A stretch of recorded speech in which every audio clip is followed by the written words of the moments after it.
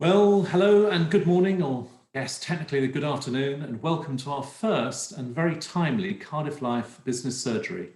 I'm Greg from Media Clash, and like you, I've been trying to figure out what is happening now and what it means both for employers and employees as the landscape keeps changing in terms of employment, what businesses can do, what is asked of employees, and so on.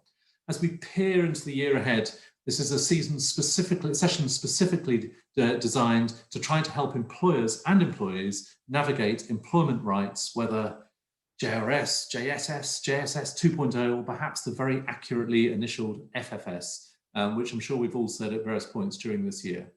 No wonder we need professional help here. Just as well, we have Harding Evans at hand, waiting in the ante-room of Zoom to dispense wisdom.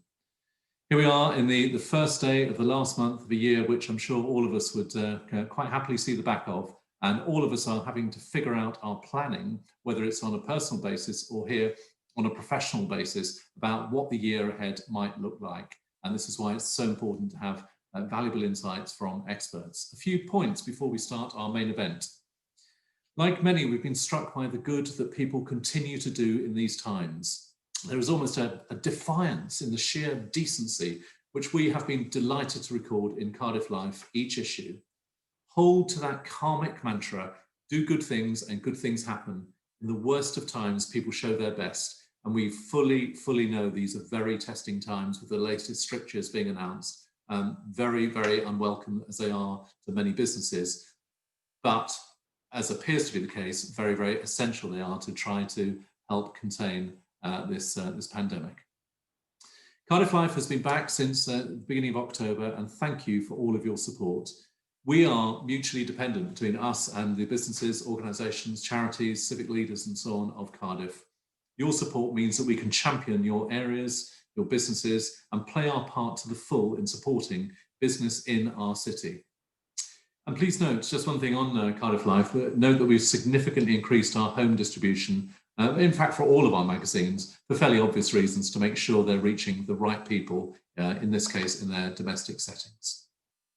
A couple of updates on our awards. The Cardiff Property Awards. The 2020 Cardiff Property Awards will be held on March 26th as part of the Cardiff Property Symposium. That's a three-stage unique event which we've created. It features thought leadership, keynote speeches from national figures on residential and commercial property, structured and randomized networking, as would always be the case at public events. We can't get out there, our teams can't get out there, your teams can't get out there, so we're creating this very special networking hub online on that date as part of the Cardiff Property Symposium. And then it culminates in excellence with the Cardiff Property Awards, which are live presented in a bespoke studio with filmed inserts from sponsors, and then a live reveal of our finalists and indeed winners. Our Cardiff Property Awards sponsors, we are grateful for the support we've had, and if anything, even more so for the support for this new business model which we've developed. Led very much by Marsh Commercial, Sanctuary Financial Planning, Savills, Specialist Security, TSR Legal Recruitment, Wilmot Dixon, and of course Cardiff Life itself. The nominations for the Cardiff Property Awards will close on Tuesday, the 15th of December, so that's a couple of weeks away, and finalists announced just prior to Christmas. Please do enter on your website. We are fully aware here and in our Cardiff Life Awards, this has been a tough year for many, but it's exactly why it makes sense to celebrate the relative achievements that companies have had in the context of the pandemic response to it, and how businesses have found clever ways to pivot to create new value.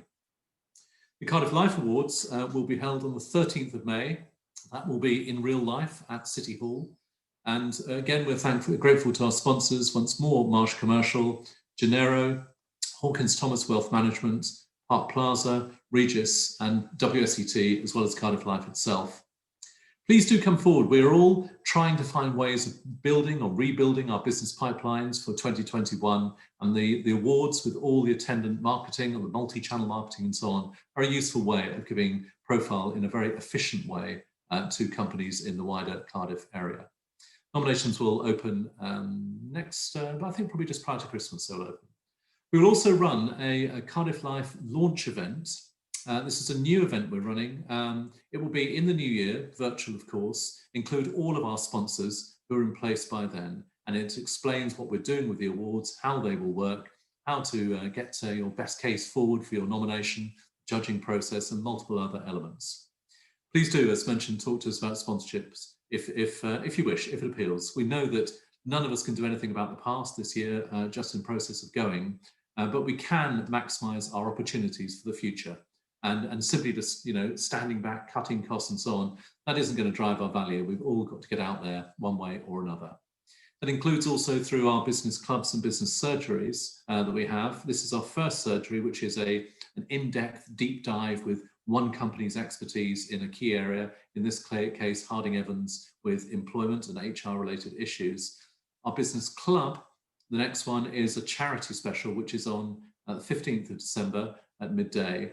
And that's giving a showcase to charities in the city, if ever there were a time to give support to charities, help them on their way, to recognise what they do. It is right now when the need is greatest, but also the funding opportunities are at their most constrained for obvious reasons in terms of fundraising events and charity shops and such like.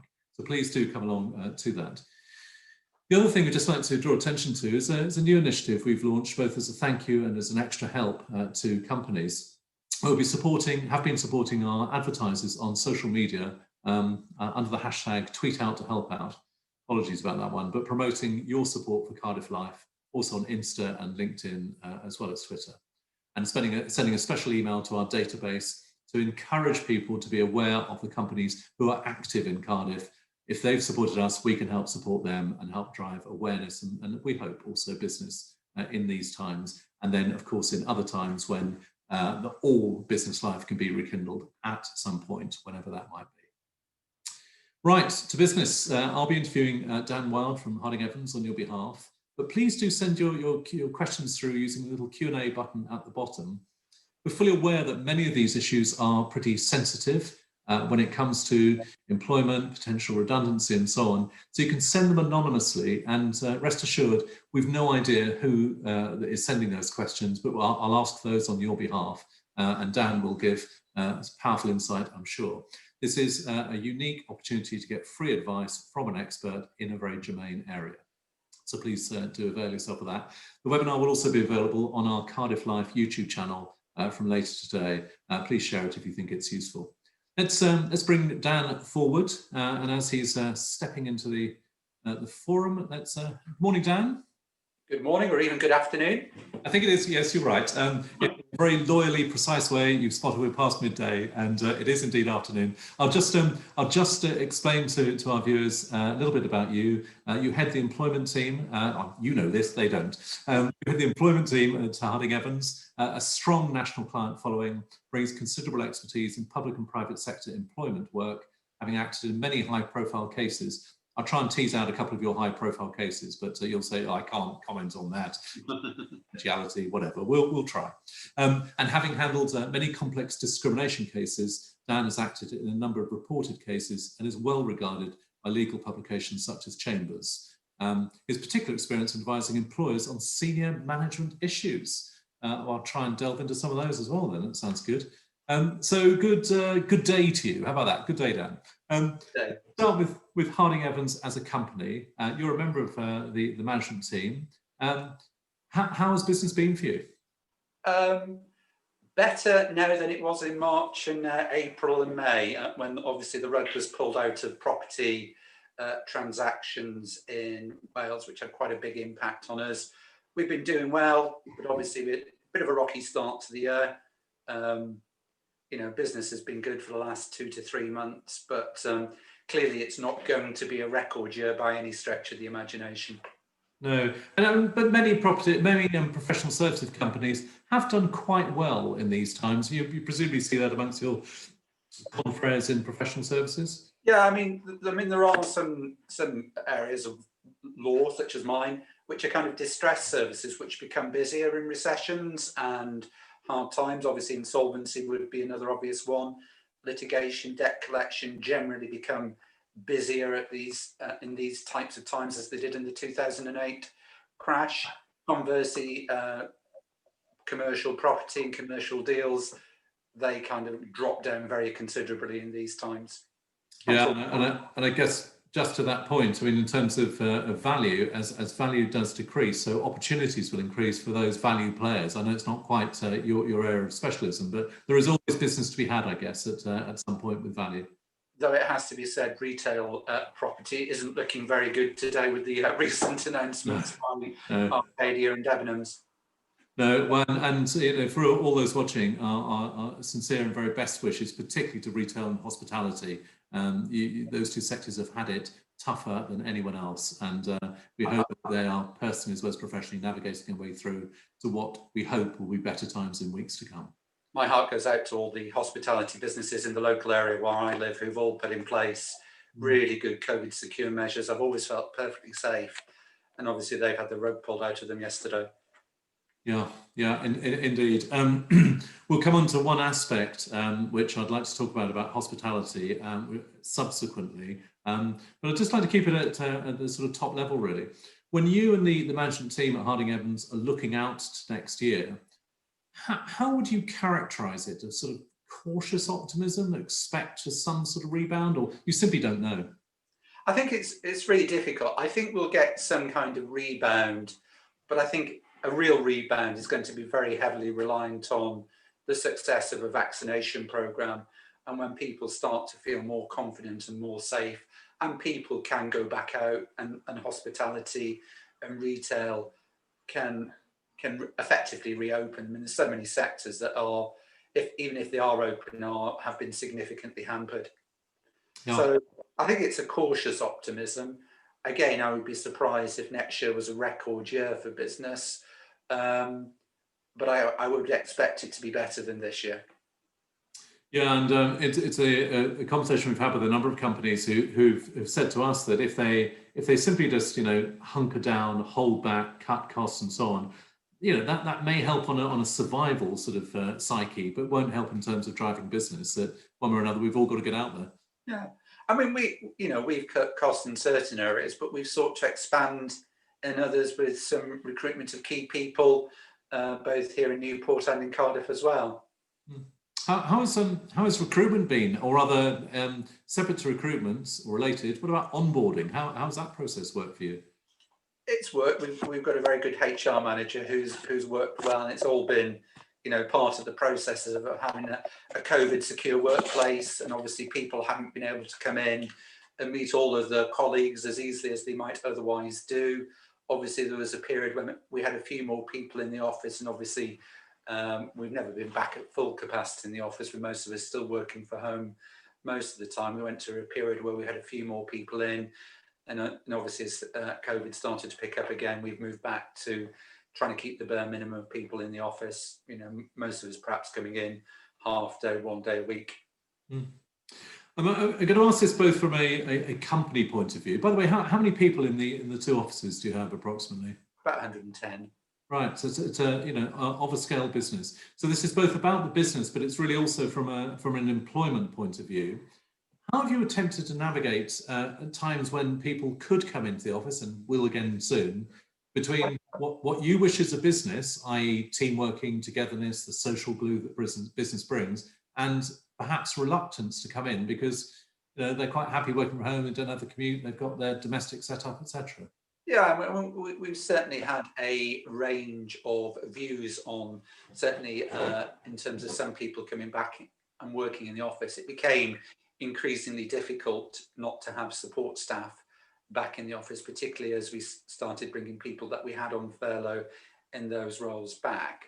So obviously we're quite fortunate we're not an open plan office particularly, so we've been able to work with bubbles, have a relatively COVID secure workplace, dedicated entrances, dedicated restrooms, dedicated tea making facilities, so that we can try and make the workplace as secure as possible. People aren't encouraged to move around offices. It isn't much more perhaps than having the usual open door policies, but it's a balance between that and obviously the very obvious health and safety risks that are posed by COVID. And I suspect, like most people, unfortunately, we've had 1 or 2 cases of staff becoming ill, and obviously we have to make sure that we've got our strict test and trace policies in place. But I think we've done things pretty well, and we've gone to great lengths to make sure that all of our staff feel reassured about working in the workplace by making sure things are tightly controlled. It's certainly not a free-for-all with people wandering around the office as perhaps might have been the case 12 months ago. Yeah. So talk to us about your clients, and again, keeping it at a pretty sort of top level. Do you think, individual sectors, of course, are hit in different and responding in different ways, but do you think on balance there is more hope than doubt about the coming months? I think there's a lot of nervousness in clients. I wouldn't say that I've got some clients who are doing quite well, particularly clients in the facilities management sector, where they're actually doing quite well out of increased cleaning requirements. But I think a lot of clients are just generally very cautious because we don't know how long the recession will last. And obviously the UK economy is often driven by consumer spending. And if unfortunately people are losing their jobs, and that's having an impact. I wouldn't say people are wildly optimistic, and obviously there are some businesses that still are unsure of the position post-Brexit as well. So it's almost, in some ways, for many businesses, a perfect storm of insecurity. There are clients out there who are doing well, and there are clients who are, particularly those in the leisure and hospitality, who just don't know what's going to happen over the next 6 months. And given that insecurity, that instability, uncertainty, however couched, I suspect that you personally have probably found yourself and your as an enterprise more immersed in companies' businesses during this pandemic, because people have opened up about the problems that they face. You know more about the owners and leaders' fears. If so, how has that changed your role? I mean, I suppose I have spent a lot of time in the last 6 months helping businesses with the short-term solutions to cut costs. Lots of time obviously spent advising on furlough and whether furlough's ending, furlough's starting, as it happened at the end of October. Unfortunately, there were clients who, with the end of the furlough scheme, had implemented redundancies in September and October in anticipation of when the furlough scheme ended. So it was very unfortunate for some individuals that the furlough scheme obviously was extended at a relatively late hour at the end of October, by which time obviously businesses have made the difficult decision to let staff go. Yeah, the larger the business, the earlier they have to prepare, inevitably, both from an organisational point of view, but also from a legal point. There's this 30-day notice period as a minimum for companies of certain sizes.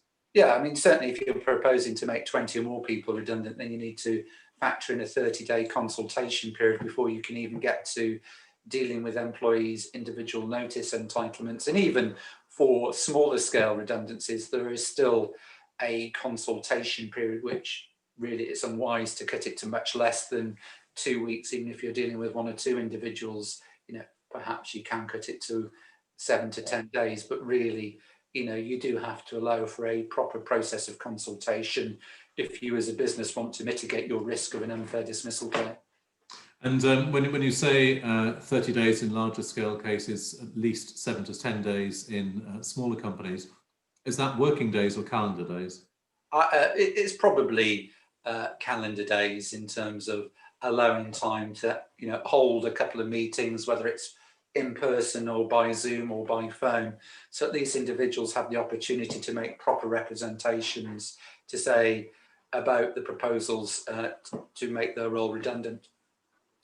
So talk us through. I mean, in some ways, this is going back, 9 months almost, to the very beginning of the furlough scheme. But as you've gestured, it has, it's been iterated 2 or 3 times since. But talk us through the main queries you've had in recent times from employers about the furlough scheme and its implementation. I think now employers are broadly familiar with the furlough scheme. I was starting to see a lot of inquiries at the end of October about the job support scheme as was, which obviously has fallen away with the reintroduction of furlough, how that might work. We're increasingly seeing businesses who are starting to realise we've now got considerable holiday accruals, we need to start managing that, because otherwise we're going to end furlough, and then we're probably going to have employees with perhaps the ability to take off a month's leave. And obviously we're advising businesses and how they can effectively give notice to their employees to take holiday. I've certainly had one query where I had to be very firm, where a client who hasn't particularly furloughed a lot of staff was looking at furlough around its Christmas shutdown time. And I was saying, you've got to be very careful to, I'm not saying that HMRC have lots of time to investigate every potential furlough breach, but I did draw their attention to the fact that there are anti-abuse criteria within the rules of the furlough scheme. I said it's certainly fine to keep staff furloughed who have been furloughed, and possibly it may be that your orders have dropped off before Christmas, but you can't really use furlough to pay for your Christmas shutdown. How did they respond, out of interest, to your imprecations? I was a little bit more tactful as to how it was phrased. I'm sure so. So, I mean, on that very specific point, if a company is habitually closed at Christmas, which many are, you can't then sort of claim that is a furlough period, and this isn't just I think it's unwise to do so. If you've got staff furloughed in the lead up to that time, then I think you can continue with furlough. Suddenly deciding, if you've been open and not really furloughed staff, that the Christmas week is going to be a furlough period, I don't think that's in keeping in any way, shape with the furlough rules. I mean, and if investigated, could lead to sanctions. So I think it would be unwise to risk being subject to an HMRC investigation over something like that. Yeah. And if you subsequently lay off staff, might they feel aggrieved enough to bring claims? There's certainly been situations in which disgruntled employees have made reports to HMRC, rightly or wrongly, as to whether their employers have complied with the furlough scheme.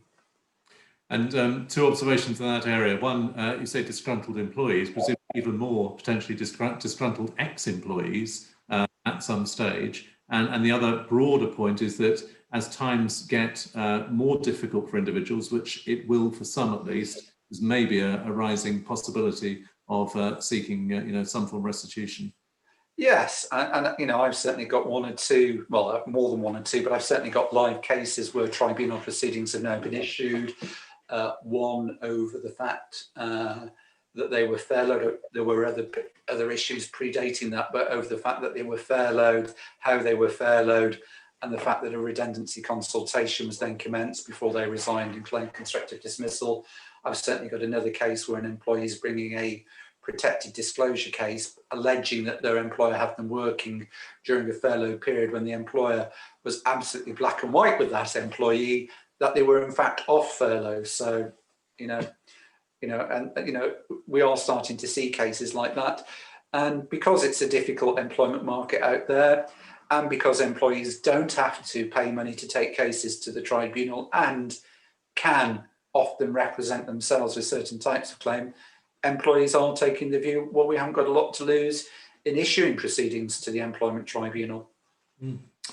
It's a form of, if not caveat emptor, but caveat something in terms of the sort of governance of businesses. Now is not the time to risk, I guess. There's a number of other risks out there, and not to expose yourself to risk to employment tribunals is probably pretty smart advice.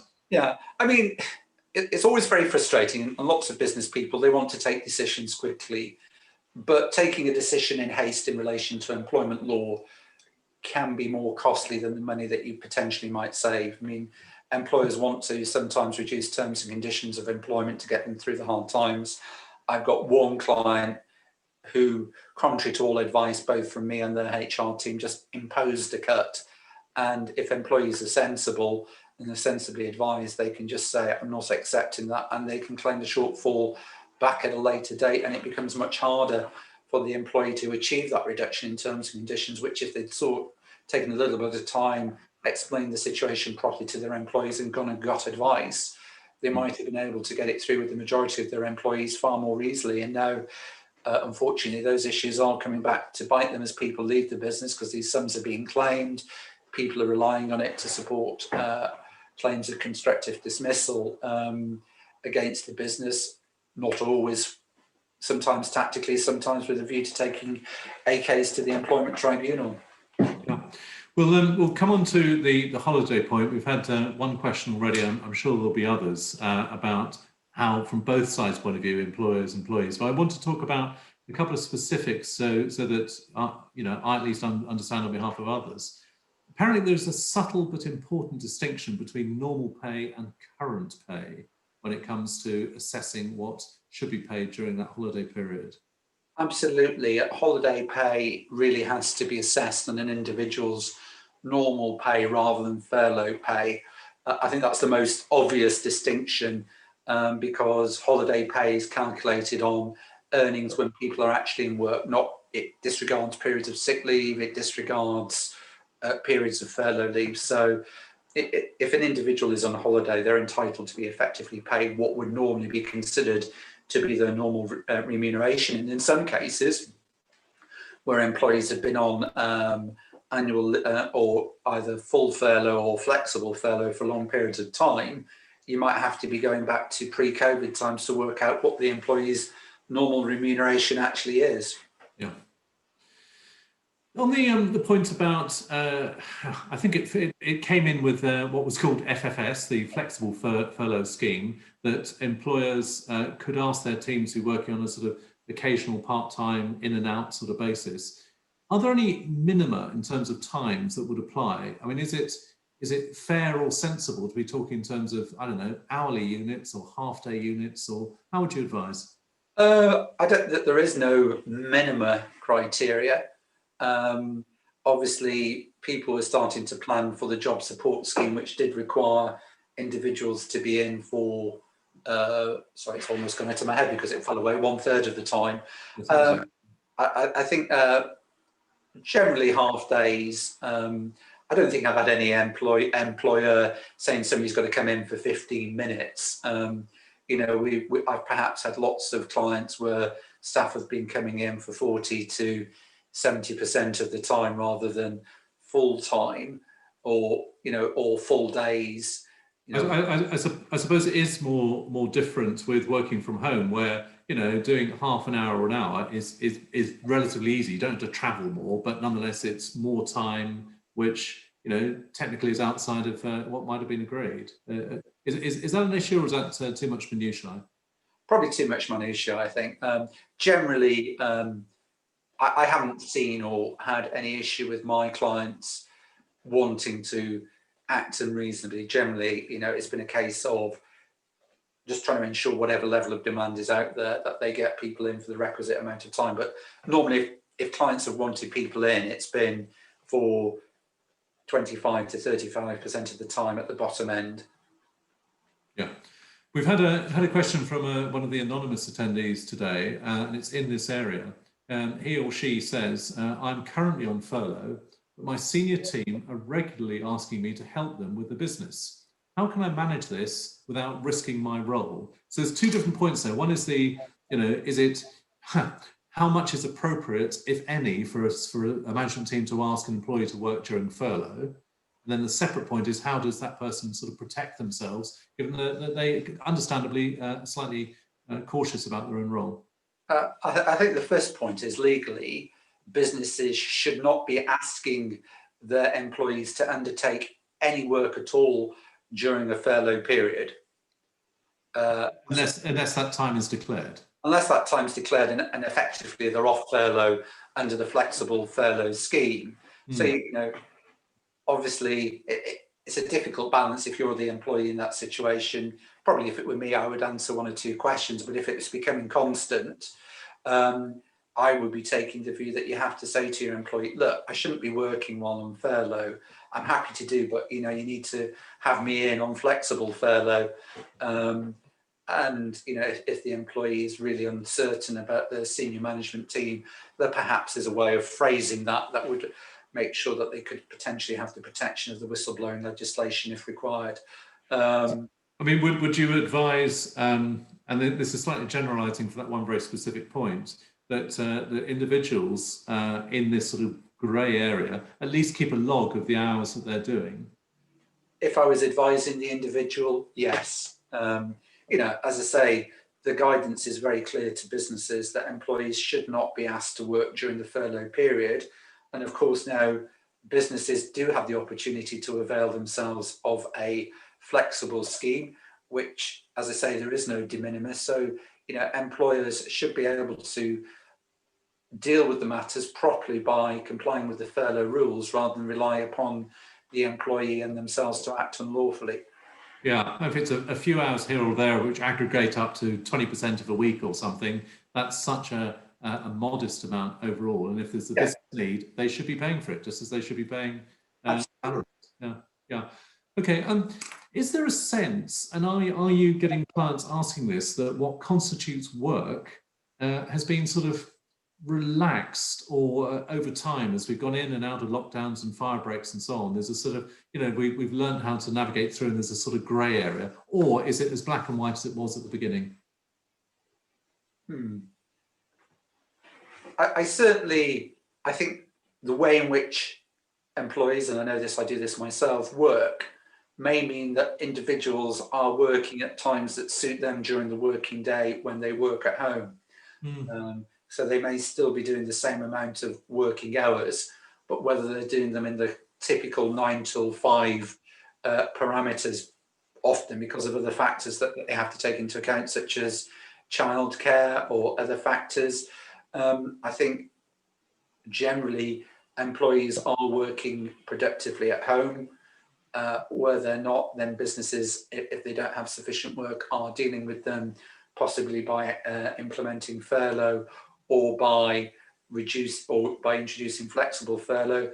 But if employees are choosing to work at slightly unusual times, then generally I think many businesses are not worrying about that too much as things currently stand. But what about the point of what actually constitutes work? For example, is checking emails. Are people on furlough permitted to check? No.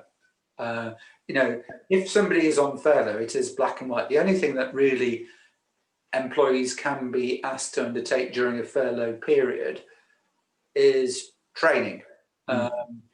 Employees shouldn't be checking their emails while they are on furlough. They shouldn't be dealing with email queries while they're on furlough. That is clearly work. There isn't a de minimis exception that businesses can ask their employees to keep up to date with their emails.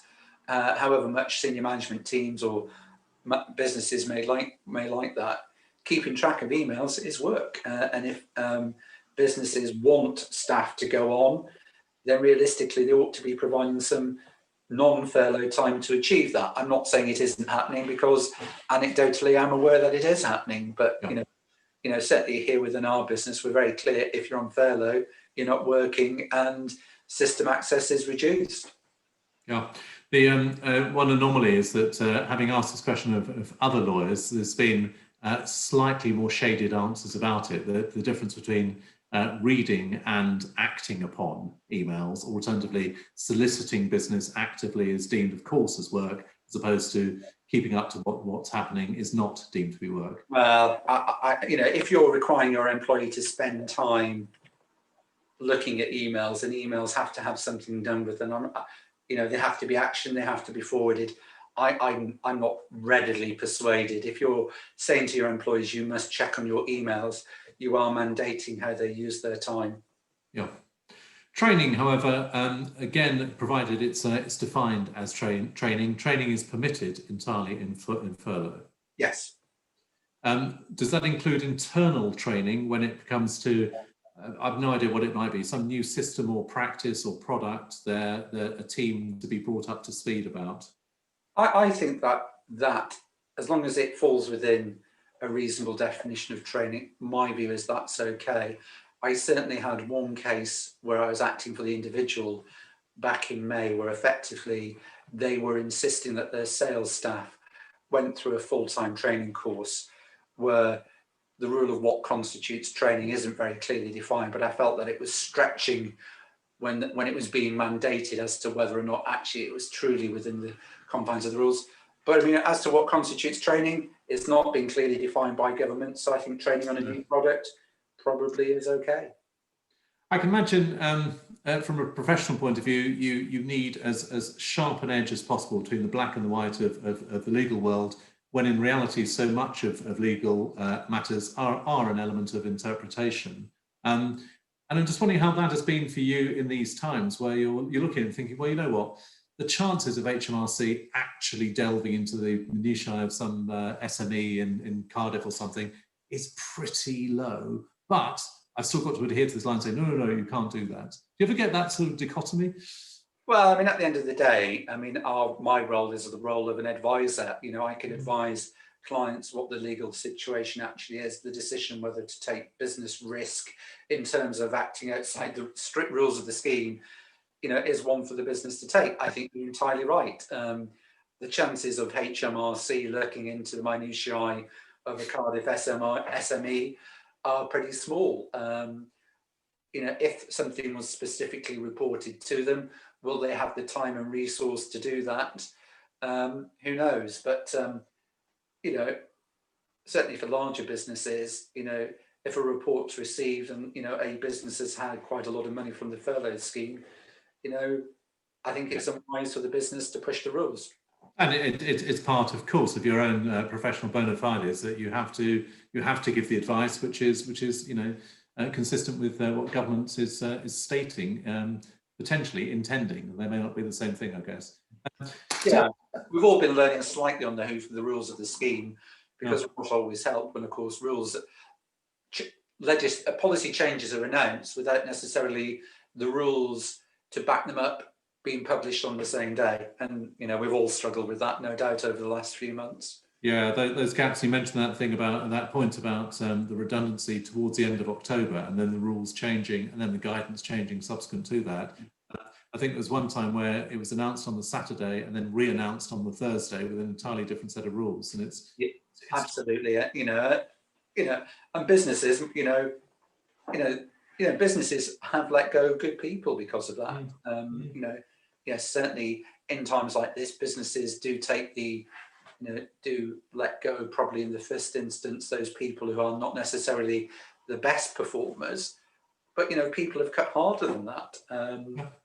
And, you know, that certainly probably cost good people their jobs. And also, you know, quote, not the best performers may be true now, but of course they may well be the stars of the future, and that destiny is, for some people, is at least prevented by this. I want to come to a point about hospitality, which actually applies pretty much, give or take, to most sectors. And I'll start with a particular point, which is Rita Ora. She had a 30th birthday party for 30 people on Saturday night and said, oh, I'm terribly sorry, it was an aberration, I didn't mean it, or whatever fatuous excuse she came up with. She apparently is unlikely to face a fine because the Met can only treat a case live, not in retrospect, and even 5 hours retrospect is too long, allegedly. The restaurant may be fined 10K. What is your view of those sorts of transgressions from an employee's point of view? I.e., if you were that waiter, that server that night, what rights would they have to say, I'm not going to do this, this is in breach of the guidelines? Yeah, employees are in a very invidious position here, particularly employees who are not necessarily paid high salaries. Because yes, an employee could in that situation take the view that I am being requested to participate in an unlawful and criminal act by my employer. They could draw their employer's attention to the legal position, the legal rules, and that would probably constitute a legitimate whistleblower protected disclosure. But, you know, if they are then the person who is dismissed, made redundant, subject to somehow some other detriment, you know, the problem that they have is, of course, they're the ones who have to take the employer to tribunal.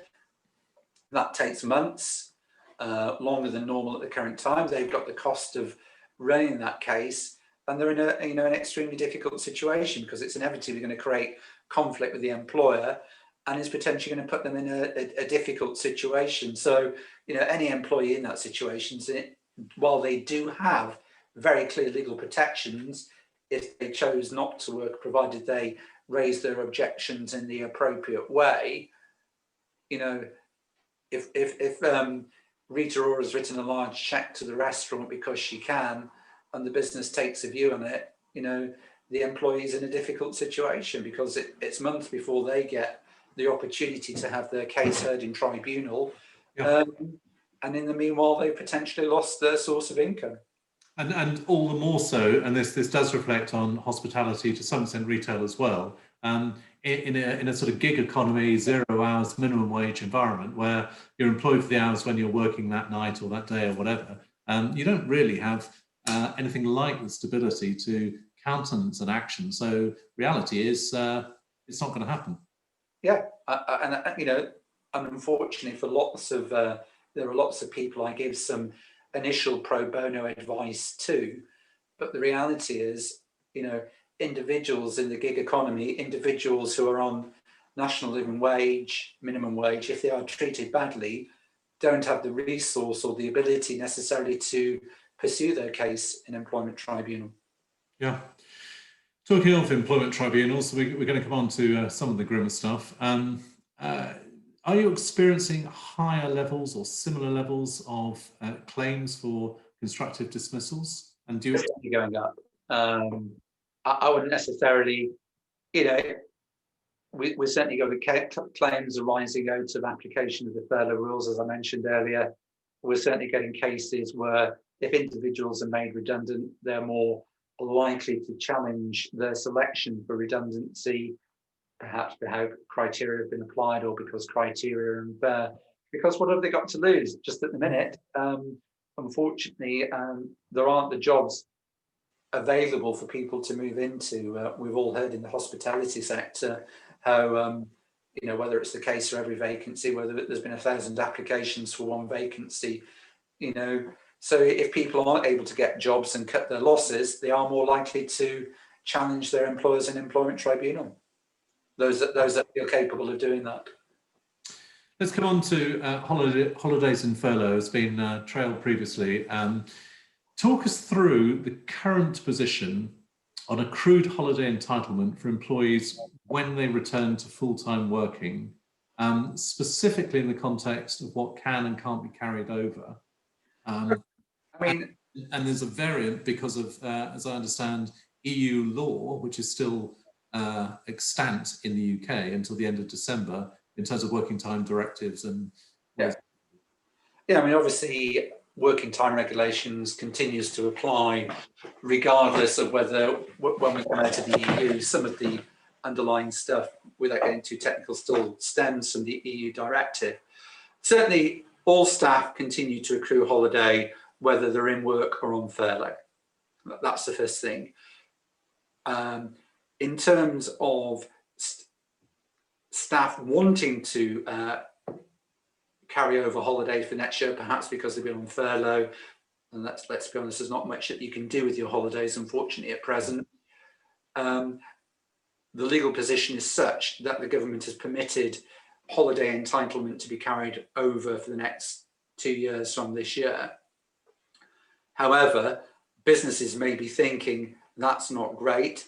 Businesses may be thinking, well, actually, if we put our staff on holiday during periods of furlough, we at least get an 80% subsidy towards the costs of the holiday pay from the furlough scheme.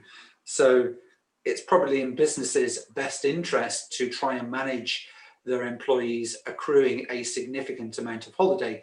Now, it may be that our employees are not rushing to take holiday because they actually want to carry it over, which means that businesses probably have to start managing it by giving notice to their employees when they want them to take their leave. And the rules are that if you want a member of staff to take annual holiday, then you have to give them twice as much notice as the amount of holiday that you wish them to take. Now, that strictly, those rules really apply to working time holiday, but and for employers who provide a slightly more generous holiday entitlement, then perhaps there are some arguments about whether employers have the right to do that. But you know, I think generally the prudent course for businesses is, if they want to avoid, some businesses may be comfortable with their staff carrying over holiday. There may be some businesses, for example, if you're manufacturing PPE, who might actually want their staff not to continue working. But I mean, generally, if you want to manage your employees' accrued holiday entitlement, then you have to actively manage by giving them notice to take holidays. And that can apply to staff that are on furlough and staff who are in work as well, with the proviso, of course, that if you require your employees to take holiday, then they need to be paid in full and not just furlough pay.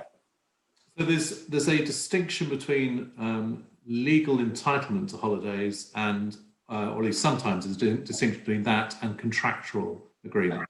So yeah, you can possibly provide that there is a more generous level of contractual entitlement to working time holiday.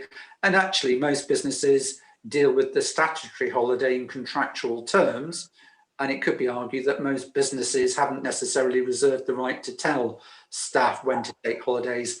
This is a classic example when we're giving advice that we're taking a commercial view with our employer clients and managing risk, really, in terms of guiding them as to how they require their staff to take annual leave entitlement.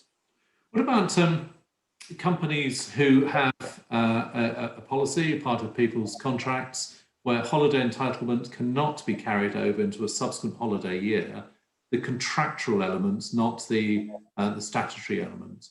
They certainly could lose the contractual entitlement in that situation if it's not taken. Yeah, but the statutory entitlement could, well, not just could, but would be carried over. And it's actually, yes, unless the business manages it to make sure the staff take that holiday. I mean, if it's not managed and the business doesn't do anything to require staff to take holiday, I think my view would be that the employees would have a good argument given the relaxations on carryover leave that the leave is carried over, because they've been precluded from taking holiday because they've been on furlough, in the same way there's case law on that in relation to sickness and maternity. There's a very grey area of what constitutes a restorative break, given, as you say, people... Absolutely, and certainly in the first month of furlough, I was certainly very cautious about whether you could have a restorative break when the whole country was in lockdown, and you could be arguing with some of the restrictions that do apply. It's becoming harder again to have a restorative break. And it could be argued, and no doubt will be argued within some large unionised employers at some point, as to can you actually require somebody to take holiday when they're actually off work, in the same way you can't require staff who are on sick leave to take holidays. Everything involves some degree of management of risk as to what the legal position will be, and certainly, as you say, it's not always black and white. It's an absolute minefield. I thought the idea of what's a restorative break for some might be intensive DIY on a house, or gardening or whatever, and not leaving the premises. And for others, it's a week in the Canaries, and how you say that they are somehow equivalent strikes me as close to impossible. I've got a variant question. You pretty much touched on this, but it's from probably another anonymous attendee. Don't know if it's male or female. A few of my staff are requesting to carry over all of their annual leave to 2021. Where do I stand as an employer on this without seeming too bar humbug? I think as an employer, you can say no.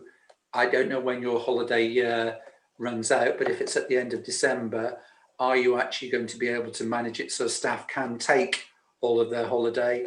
But potentially, yes, you could say you do have to take your holiday to make sure that you use your entitlement. It's tricky and it's difficult. And I think that is one of those situations where you do need to take some specific legal advice as to your specific circumstances.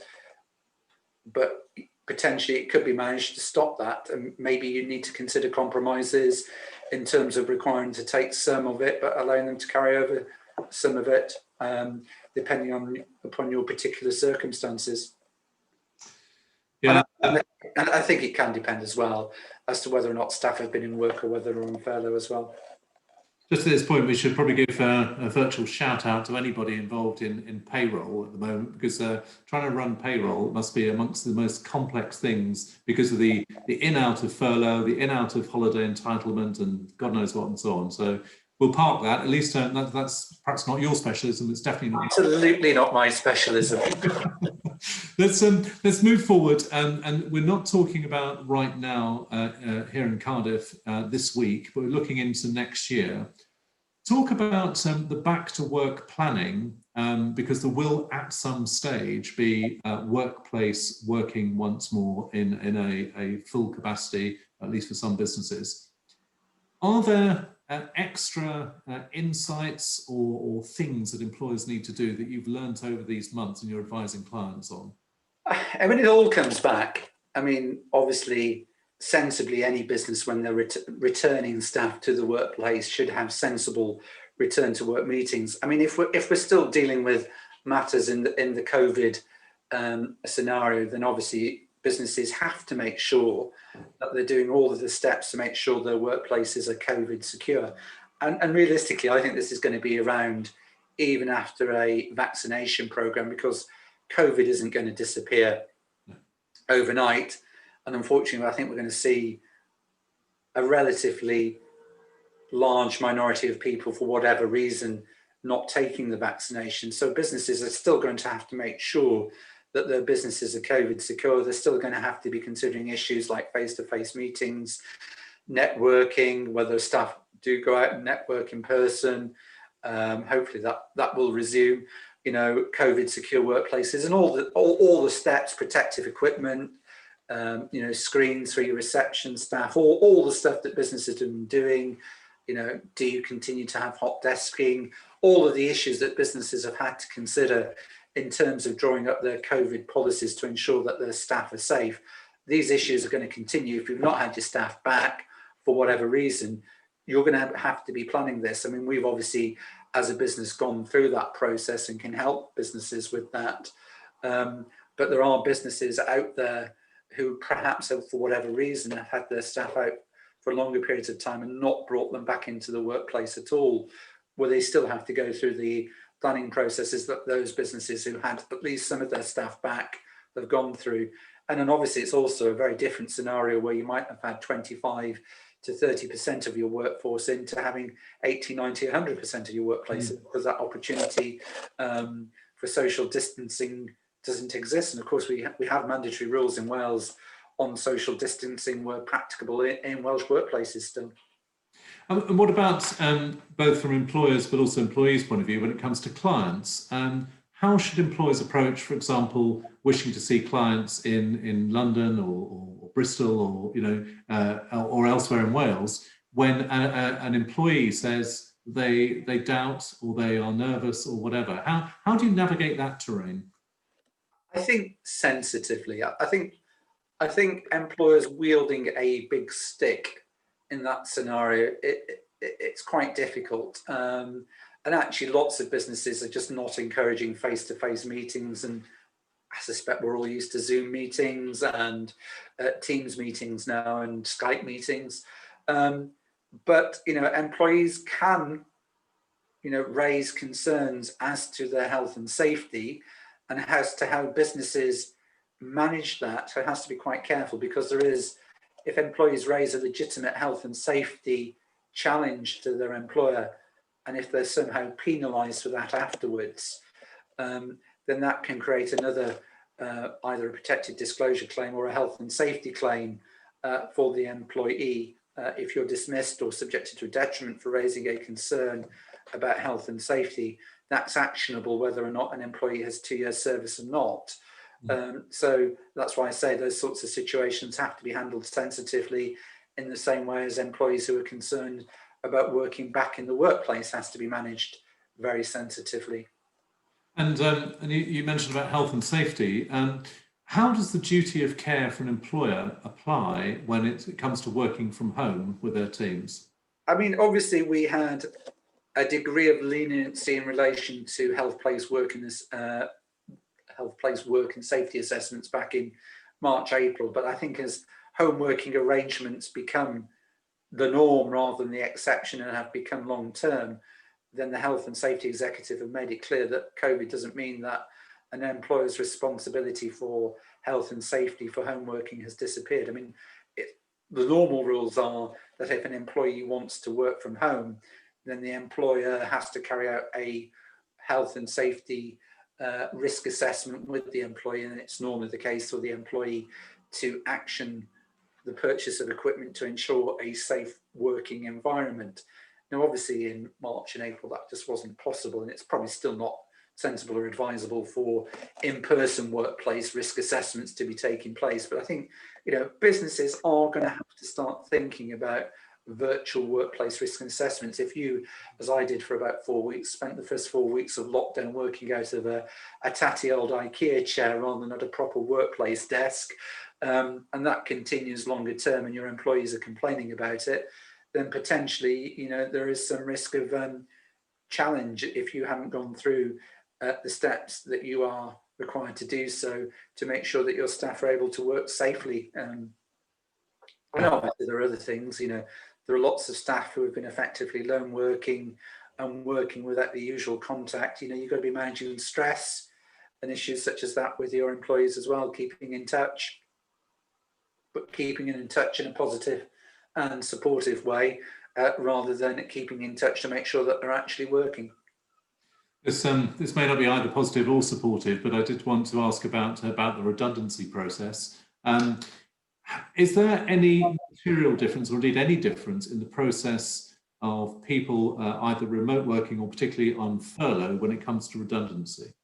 Very often in the past 7 or 8 months where I've been managing or helping clients manage redundancy situations, we have basically relied on consultation by Zoom and by phone, reflecting that face-to-face meetings generally aren't desirable. I mean, it's obviously not ideal and nobody says it's ideal, but very typically consultation meetings have taken place in that way.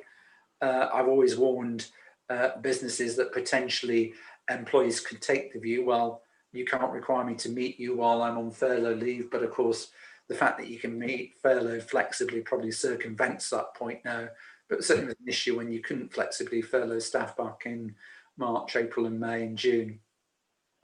But yeah, generally consultation has become more virtual in terms of, and remote rather than in person, which is obviously the most desirable way of doing things. But I'm not minimising it by saying this, but other than the communication and stroke route of talking and so on, are there any differences on redundancy process under furlough compared with other forms of employment? No.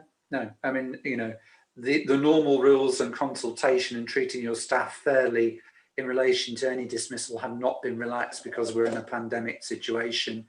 Yes, businesses will be given more flexibility about not having in-person meetings as long as they make sure that there is a proper mechanism for consultation, but the normal processes still have to be followed. Well, Dan, this hour is absolutely shot by. We're nearly done. Yeah, look at that, 12:58. I thought we had another half an hour to go. Yes, and 19thly. I just wondered, in brief, perhaps at the very end, are there final points, either sort of closing thoughts or areas where we haven't mentioned, where clients are raising issues, which you think would be useful to share? I think we've covered most things. I think what's going to challenge most businesses now is this has ceased to be a short-term shock. It's now a longer-term shock, and really the full ramifications of that are only now starting to be played out in terms of retail and hospitality. They've lost their busiest month of the year, or their busiest 6-week period, and this is the money that would have kept them going through January and some of February. How are those businesses going to manage? How are they going to deal with their rent payments? And I think we're going to start to see more shocks and more bad news for a period to come. I don't like being the voice of doom and gloom, but businesses really ought to be looking at how they're going to manage. Yes, we all need to expand to grow, but they do also need to make sure that they've got the right people in the right roles to make sure that they can grow and continue to thrive, hopefully in 2021 and beyond. Well, Dan, we are going to finish now, slightly reluctantly, because I think there's an awful lot to cover here. I think you've been really, really candid and open and straightforward in your advice, and I hope people watching today will perhaps have drawn 2 points. One, the continuing complexity of where we all are as employers and employees in these times, but also a flavour of the sort of combination of technical insight but pragmatic capability that Dan, on behalf of Harding Evans, has shown today. And I hope it's been useful. I hope it's been a useful session. Certainly as a co-business owner myself, I've found this very useful, and I would trust that all those watching either live or subsequently on YouTube likewise will find it useful. So from all of us, Dan, thank you very much indeed for your time this morning. Thank you. And a quick plug, we're always happy to help, and we do have fixed fee services that can help you with these difficult issues. We'd love to have a chat with you. Yeah, and I don't have any reluctance about the quick plug. We're all trying to drum business where we can, and that's the logic of these business surgeries, to showcase a particular professional service expertise. Please look out for our next Cardiff Life Business Club. The club is on December 14th, as mentioned, about charities at Christmas. If your company has professional advice, such as Dan has exemplified this morning with this afternoon with Harding Evans, please do talk to us. We can provide this sort of a deeper dive into an expertise in these business surgeries, because one way or another, we all need help navigating these times. Look out for the awards of nominating, sponsoring, attending, if that is permitted, either actually or virtually. We will all benefit from coming together. So this has been a Media Clash production, and this has been actually our very first Cardiff Life Business Surgery. Thank you very much. Cardiff together. And thank you, Harding Evans. Thank you. Goodbye, everyone. Yes.